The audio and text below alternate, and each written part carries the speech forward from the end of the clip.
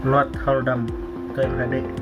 LHD ini pendahuluan LHD adalah salah satu alat angkut pada tambang bawah tanah yang bisa sekaligus melakukan pemuatan, pengangkutan, dan dumping. Berikutnya tipe LHD, pertama diesel, yang kedua listrik. Tiga karakteristik LHD. Operasi dasar hidrolik. Ini siklus operasinya dari deposit dia menuju ke truk atau conveyor, melakukan manuver, terus kembali lagi siklusnya. Terus komponen LHD, bucket head, AMS, kabin, exhaust, diesel system, main engine, arc string. Terus fungsi penggerak. Tipe-tipe LHD, yang pertama R300G loaders, yang kedua R700G, berikutnya tipenya R2900G, berikutnya R2900G ekstra. Pertimbangan pemilihan alatnya: produksi, menggunakan material, berat material, ukuran bucket, efisiensi kerja LHD, waktu pengoperasian, stabilitas mesin. Biaya itu tergantung harga alat, nilai pajak, nilai sisa, asuransi, pemakaian bahan bakar, penggunaan soli dan filter, rotor, dan biaya pemeliharaan.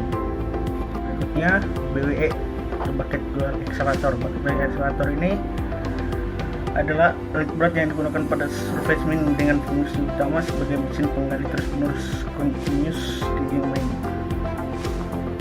dalam skala besar pada pertambangan terbuka. Tipe-tipe BWE: large stripping wheel, medium size wheels. Diameternya yang berikutnya small fixed wheel. Operasi dasarnya, penggalian dilakukan oleh sebuah bom, pada ujungnya terdapat roda besar yang sekitarnya dipasang mangkuk. Fungsi penggeraknya adalah roller tool motor, perputaran roda bucket motor, roda terangkat silinder hidrolik, penggerakan roda belt motor. Penggalian penuh full bed working. Penggalian dilakukan secara membuat blok-blok. BWE bekerja dengan menumpukan lengan secara terus-menerus dengan sudut swing sebesar 14,5 derajat. Penggalian setengah blok, half block working. BWE bergerak sepanjang permukaan kerja ke arah gerak. Penggalian di depannya cara kerja depan hampir sama dengan setengah blok, sudutnya sebesar 155 derajat. Trace cut, penggalian teman dilakukan dengan cara BWE berjalan di depan hingga membungkuk. Dropping cut, jenis ini dropping cut, pemotongannya BWE bekerja dengan cara roda. Operasi pengangkutannya pemuatan langsung dan pemuatan langsung ke truk.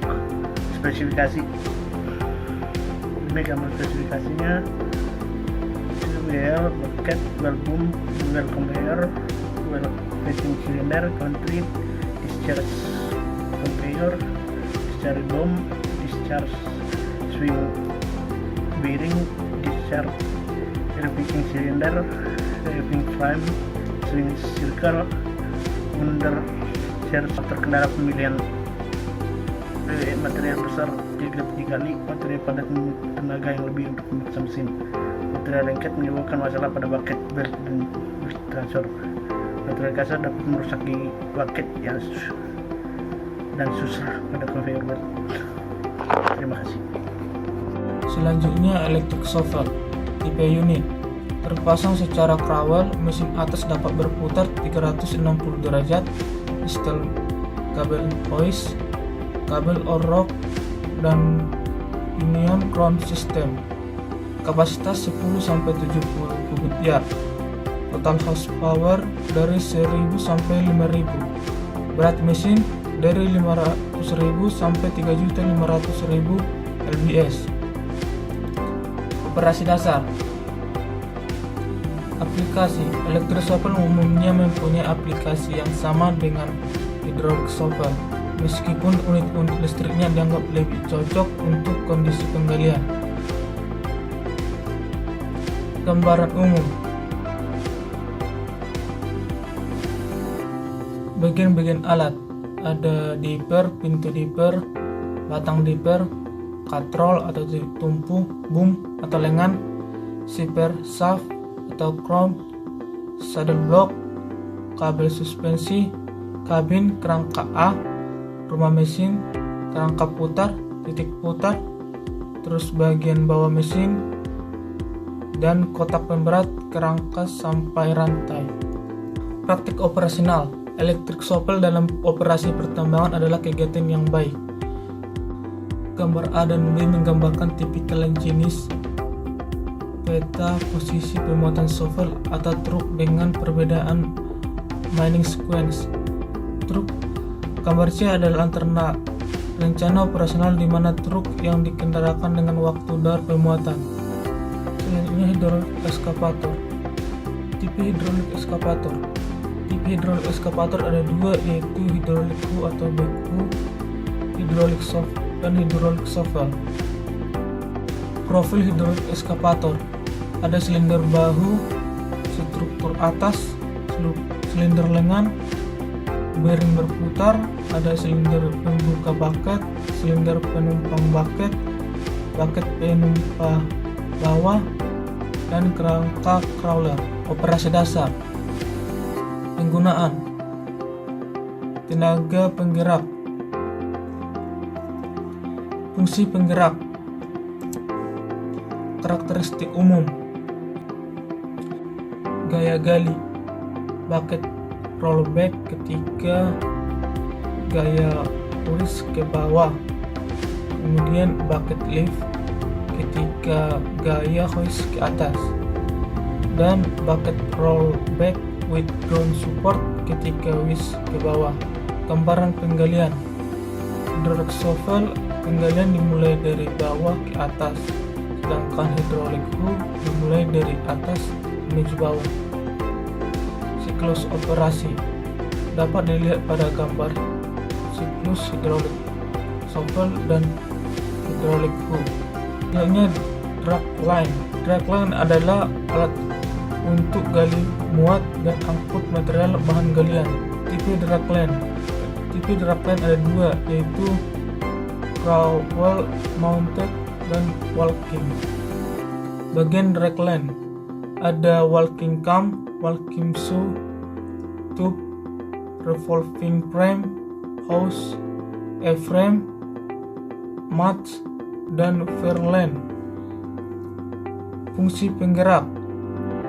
Swim sebagai motor, profile walking untuk motor elektrik, crawl sebagai motor diesel. Jenis bucket.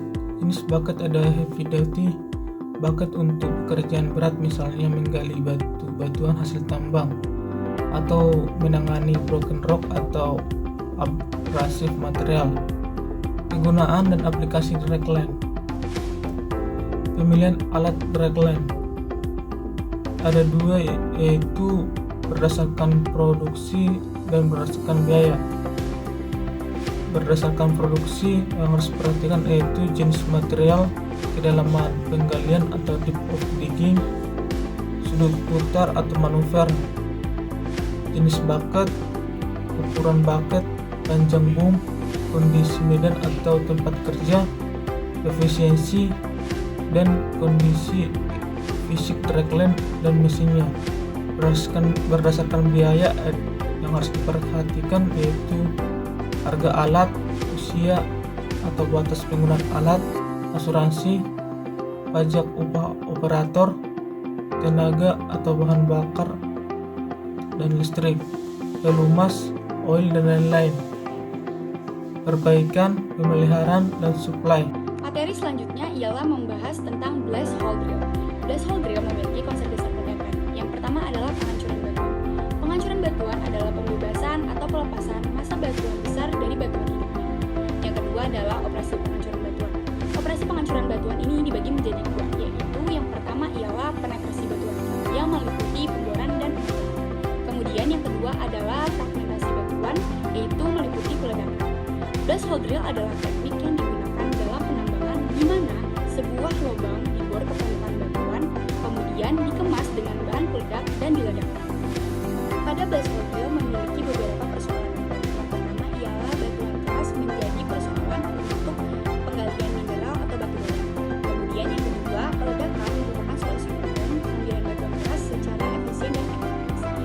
ketiga adalah proses peledakan perlu beserta fermentasi yang diinginkan. Yang keempat, lubang bor peledakan digunakan dalam tanka untuk menghasilkan lubang yang akan ditempatkan sebagai penempatan bahan peledak. Materi selanjutnya ialah membahas mengenai pemilihan alat. Adapun kondisi batuan yang digali atau dimanfaatkan memiliki karakteristik tekstur struktur dan kekerasan yang berbeda-beda, sehingga perlunya diperlukan metode yang tepat. Selanjutnya ialah menjelaskan mengenai metode pemboran. Metode pemboran dibagi menjadi tiga. Yang pertama adalah rotary drilling. Yang kedua adalah metode pemboran perkusif drilling. Kemudian yang ketiga adalah gabungan antara metode rotary dengan metode perkusif, yaitu dibagi menjadi dua, ada top hammer dan ada down the hole. Berikut adalah 3 gambar dari metode pemboran. Yang pertama ada top hammer, yang kedua ada down hole, dan yang ketiga ada rotary. Berikut adalah tabel penggunaan metode pemboran dan penetrasi menurut Hartman di tahun 1987. Selanjutnya yaitu menjelaskan mengenai tipe alat pemboran lubang peledak. Dibagi menjadi dua. Yang pertama adalah crowd mounted, kemudian yang kedua adalah wall mounted. Berikut adalah tipe alat berputar yang digunakan untuk peledakan. Yang pertama adalah small crawler yang digerakkan oleh diesel, dan yang kedua adalah large crawler yang digerakkan oleh listrik. Berikut adalah tipe alat pemboran lubang peledak dengan karakteristik sebagai berikut. Selanjutnya yaitu menjelaskan mengenai belt conveyor. Dari segi pengoperasiannya, belt conveyor ini berfungsi sebagai sarana transportasi material yang paling efisien dibandingkan dengan alat angkut atau alat berat lainnya. Berikut adalah gambar dari struktur belt conveyor. Pada gambar tersebut dijelaskan berbagai bagian-bagian dari struktur belt conveyor. Berikutnya adalah menjelaskan mengenai jenis-jenis dari belt conveyor. Yang pertama adalah cylinder bed conveyor. Yang kedua adalah jenis bed conveyor permanen. Kemudian yaitu adalah portable. Tipe portable adalah conveyor yang ditandai dengan adanya kemudahan dalam perakitan dan pembongkaran untuk memfasilitasi kegiatan operasi pada tambang bawah tanah. Selanjutnya yaitu menjelaskan mengenai mekanisme kerja dari belt conveyor, yaitu mentransport material yang ada di atas belt, di mana umpan atau inlet pada sisi lain dengan menggunakan kut, dan setelah sampai di head kemudian dibuang atau ditumpahkan. Karakteristik umum dari belt conveyor dapat beroperasi secara mendatar dengan sudut miring maksimumnya adalah 18 derajat, sampai disangga oleh plat roller untuk membawa bahan, kapasitas tinggi, serbaguna, dapat beroperasi secara kontinu, kapasitas dapat diatur, kecepatannya sampai 600 feet per meter, dapat naik turun, dan perawatan mudah.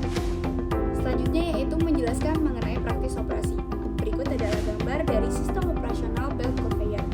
Berikutnya menjelaskan mengenai pertimbangan pemilihan alat. Yang pertama, karakteristik pemakaian. Hal ini akan menyangkut dengan jenis ukuran material atau sifat material serta kondisi medan atau roket yang ada. Kemudian yang kedua, proses produksi, yaitu mengatur kapasitas kerja dari unit, kontinuitas pemilihan, dan metode penentukan material dan lamanya alat beroperasi.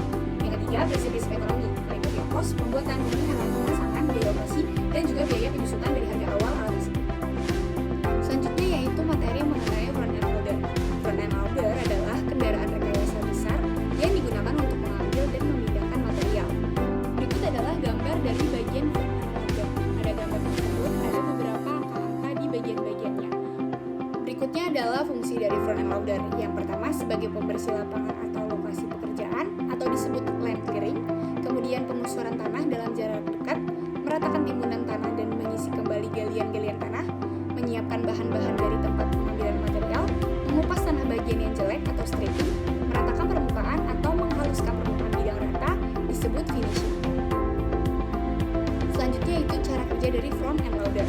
Bakat yang digunakan untuk memindahkan material, membuat material yang granular, mengangkatnya, dan akan diangkut untuk kemudian akan dibuang di dumping pada suatu ketinggian, pada dump truck, dan sebagainya. Untuk menggali bakat harus didorong pada material. Jika telah penuh, well loader mundur dan bakat diangkat ke atas untuk selanjutnya material dibongkar atau dibuang ke tempat yang sudah ditentukan. Untuk saat ini, umumnya loader dibuat dengan kendali hidrolik dan dilengkapi dengan tangan-tangan atau arms. Untuk pengoperasian bakat, ukuran bakat dan traktor harus benar-benar proporsional agar well loader tidak terjungkal ke depan. Masih dengan cara kerja front loader, yaitu ada L-loading dan cross-loading. L-loading adalah truk di belakang loader yang membuat lintasan seperti berbentuk tegak lurus. Kemudian cross-loading adalah cara pemuatan dengan truk yang truknya tersebut juga ikut aktif. Pertimbangan dari pemilihan alat ini yaitu adalah kondisi material, tipe bakat dan kapasitasnya, area untuk penggerak loader, waktu siklus loader, dan waktu efisien